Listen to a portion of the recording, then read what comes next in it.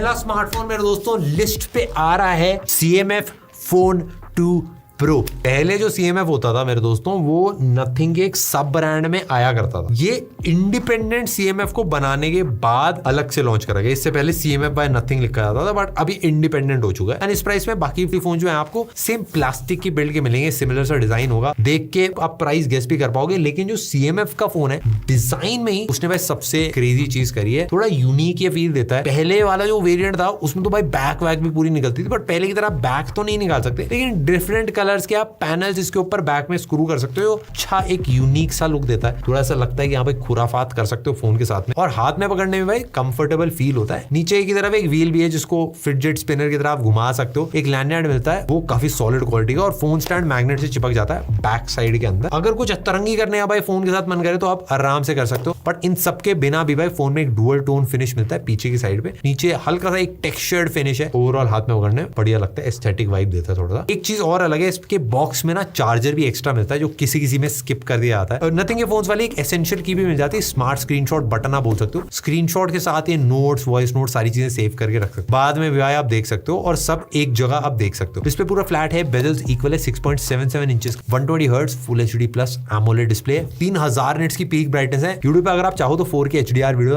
आराम से देख सकते हो, और सिंगल स्पीकर मिलता है नीचे की तरफ पे, और डिसेंट साउंड क्वालिटी है। कैमरे की अगर मैं बात करूं 50 megapixel plus 50 megapixel 2x telephoto वाला लेंस, और एक 8 मेगापिक्सल अल्ट्रा वाइड मिलता है। 16 मेगापिक्सल का फ्रंट कैमरा लगा रखा है। स्पेक्स देख भाई डेफिनेटली तगड़ा लगता है। लेकिन फोटोज की अगर मैं बात करूं तो नजदीक से फूल पत्तियों की फोटो अच्छे आए थे। कलर थोड़े से ज्यादा वाइब्रेंट अगर आप एक्सपेक्ट करो तो वो नहीं है। Sharpness, dynamic range, overall processing ठीक है। मतलब आप इंसानों की फोटो लोगे तो मतलब ओके फोटो आपके आ जाएगी, आप यूज कर सकते हो इंस्टाग्राम पे। थोड़ा HDR का भी डिफरेंस आपको फील होगा, आसमान के कलर में हल्का सा आएगा। अगर आप अंदर ले रहे हो, बाहर ले रहे हो, उसको आप एक्सपोजर कंट्रोल कर सकते हो, एंड डायनेमिक रेंज भी अच्छी आती है। ओवरऑल अगर मैं एकदम सीधा से बताऊं, प्राइस के हिसाब से कैमरा अच्छा परफॉर्म करता है। साथ में नथिंग का OS 3.2 आ जाता है एंड्रॉइड 15 के साथ में। मतलब काफी हद तक क्लीन सा UI है, और इसमें 2 से 3 साल तक का आपको अपडेट मिल जाता है। बैटरी 5000 mAh की और 33 वॉट की चार्जिंग के साथ में आता है। एक दिन आराम से चलेगा आपकी नॉर्मल यूजेज में। और परफॉर्मेंस के लिए भाई इसके अंदर Dimensity 7300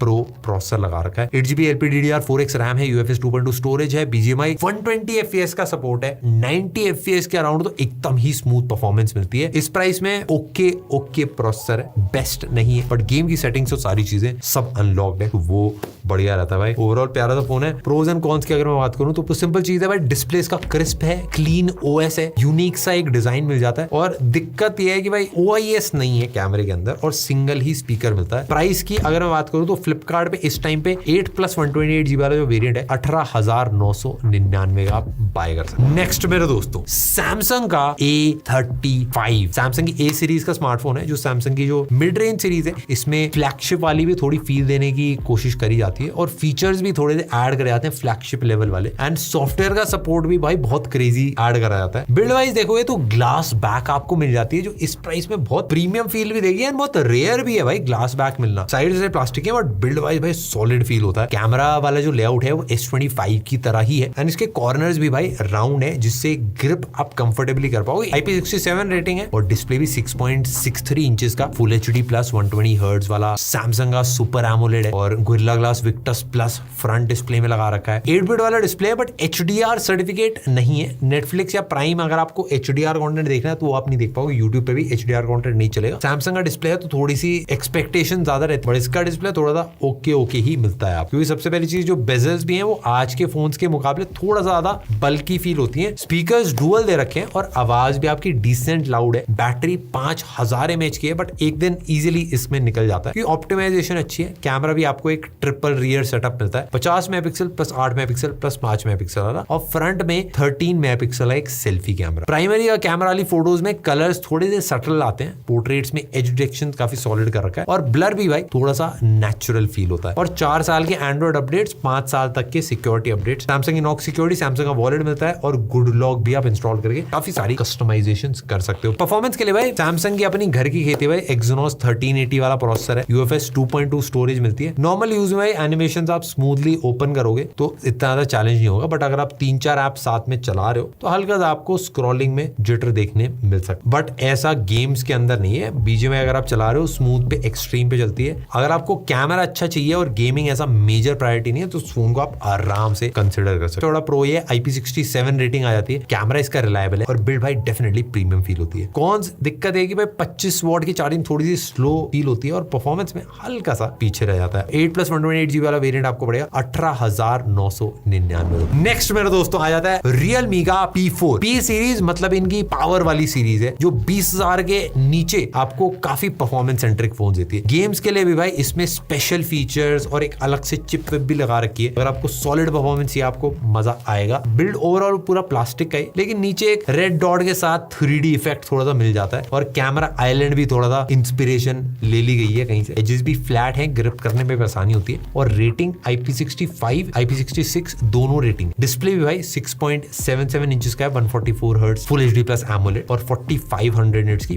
पीक ब्राइटनेस इसके अंदर ऐड कर रखी है। बेजल्स भी भाई पतले हैं, टॉप पे भी साइड पे भी थोड़ी सी चिन है नीचे के साइड पे, बट ज्यादातर लोग नोटिस भी नहीं कर पाएंगे। स्पीकर डुअल मिलता है बट थोड़ा रेशियो हिला हुआ है, मतलब 70-30 है, नीचे वाला थोड़ा ज्यादा लाउड है, ऊपर वाला थोड़ा कम है। बैटरी 7000 mAh है, 80 वॉट की चार्जिंग के साथ आता है। 2 दिन आप आराम से खींच पाओगे और 9 से 10 घंटे का स्क्रीन ऑन टाइम आपको इस पे मिल जाएगा। तो भाई यूजुअली इस प्राइस पर परफॉर्मेंस वाले फोन जो होते हैं उनमें कैमरे में कॉम्प्रोमाइज होता है एंड इसमें भी सेम ही देखने के लिए मिलता है आपको। 50 megapixel 8 megapixel dual rear camera setup है बिना OIS के और फ्रंट में 16 मेगापिक्सल। एक्सपोजर में HDR में थोड़ा सा स्ट्रगल करता है, बट ब्लर थोड़ा सा मेरे को ऐसा फील हुआ कि नेचुरल दिखता है। ओवरऑल सॉफ्टवेयर एंड UI का एक्सपीरियंस अच्छा है। Realme UI 6.0 आता है, Android 15 के ऊपर बेस्ड है। कुछ AI वाले फीचर्स भी ऐड कर रखे हैं। एंड भाई परफॉर्मेंस की बात करें जो इसका हाईलाइट, इसमें Dimensity 7400 अल्ट्रा और एक अलग से डेडिकेटेड गेमिंग चिप लगा रखी है भाई, जिसका बेसिकली काम है ग्राफिक्स को थोड़ा बूस्ट करके दिखाना। गेम आपको शार्प दिखेगा, क्लियर दिखेगा। इनके साथ में UFS 3.1 स्टोरेज भी आपको मिल जाता है, जो इस वाले सेगमेंट के काफी सारे फोन से इसको बेटर बना देता है। And day to day usages में आप एप्स ओपन करोगे, मल्टीटास्किंग करोगे, आपको फर्क फील होगा। मेरा पर्सनल ओपिनियन ये है कि मेरे दोस्तों Realme की ये वाली सीरीज जो है मोस्टली ऑनलाइन बिकती है। 144 हर्ट्ज 7000 mAh बैटरी और गेमिंग के लिए चिप, ये सब मार्केटिंग में ऑन पेपर काफी सॉलिड लगता है। एक्चुअल यूज करने में भी इन सारी चीजों में तो है काफी तगड़ा, बट कैमरा में थोड़ा सा चैलेंज आता है। बेसिकली कॉम्प्रोमाइज करना पड़ता है भाई, कहीं तो होगा। अगर आप कुछ प्रोफेशनल करने का ट्राई करो, मूवीज अगर आपको बनानी है इससे, तो इतना मजा नहीं आएगा। बट बाकी गेम खेलनी है, स्लीक लाइट वेट फोन चाहिए, UI स्नैपी फील होता है, वो सारी चीजों के लिए मजा आएगा आपको यूज करने में। प्रोज अगर मैं सिंपली बताऊं तो प्रोज के यही है कि स्लीक है, लाइट वेट है, UI काफी स्नैपी फील होता है और बैटरी परफॉर्मेंस दोनों बहुत सॉलिड है। दिक्कत बस यही है कि भाई कैमरे में थोड़ा सा बेटर होना चाहिए था। एंड डिस्प्ले कभी कभार भाई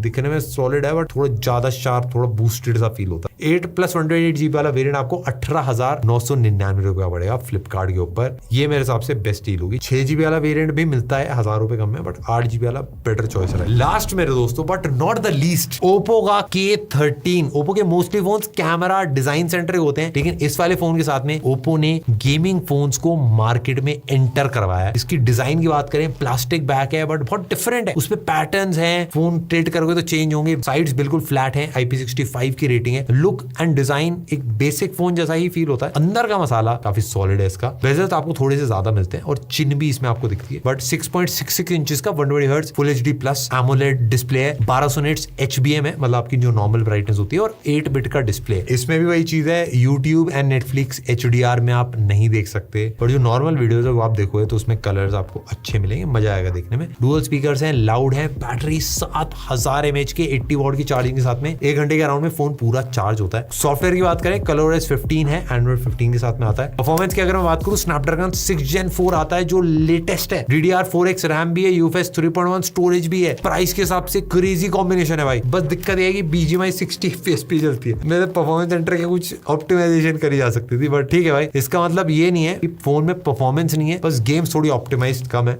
कैमरा 50 मेगापिक्सल प्लस 2 मेगापिक्सल का और 16 मेगापिक्सल का फ्रंट में दे रखा है। फोटोज आप बढ़िया निकाल सकते हो जो लेंस है उससे। मैं एकदम आपको सीधा बताऊं तो ओप्पो की तरफ से परफॉर्मेंस सेंट्रिक स्मार्टफोन है और अच्छा बनाया है एंड काफी प्यारा सा बनाया है, लेकिन बैटरी और चार्जिंग इसकी काफी सॉलिड निकल के आती है। प्रोसेसर लेटेस्ट है, बट BGMI में 90 FPS एटलीस्ट होता तो भाई मजा ही आया। बट बाकी अपने फेवरेट गेम तो आप खेल ही पाओगे। बट 8+128GB वाला वेरिएंट फ्लिपकार्ट में 19,999 रुपीज का आपको मिल जाएगा। बेस्ट चॉइस भाई, अवार्ड अगर देने हो कैमरे के लिए CMF Phone 2 Pro और सैमसंग का A35। गेमिंग में ओप्पो का K13 और रियलमी का P4 दोनों ही भाई तगड़े हैं। डिजाइन में भाई अगर थोड़ा अतरंगी बिल्ड चाहिए तो CMF, और अगर प्लेन बिल्ड चाहिए तो सैमसंग में ग्लास आता है, काफी प्यारी फील देता है। एंड डिस्प्ले में अगर रेटिंग देनी हो मेरे दोस्तों, रियलमी का P4 crazy display. I hope आप समझ गए होगे भाई आप लोगों के लिए कौन सा फोन सही है, एंड इसी के लिए हम ये वाली वीडियो बनाते हैं ताकि आपका डिसीजन सही हो और आपका पैसा सही वसूल हो आप जो भी स्मार्टफोन खरीदने जा रहे हो उसमें। एंड मैं अपनी तरफ से एक चीज ऐड करूंगा कि ये बहुत इंपॉर्टेंट टाइम होगा फोन खरीदने का। अगर आप कोई भी फोन खरीदो आप यही सोच के खरीदना कि 2 से 3 साल एटलीस्ट आप चलाओ, क्योंकि नेक्स्ट के 2 से 3 साल फोन के प्राइसेस बढ़ेंगे। ये इंपॉर्टेंट डिसीजन भी होगा और मेरे ख्याल से एक सही टाइम भी है किसी भी प्राइस पॉइंट पे अगर आप खरीद रहे हो।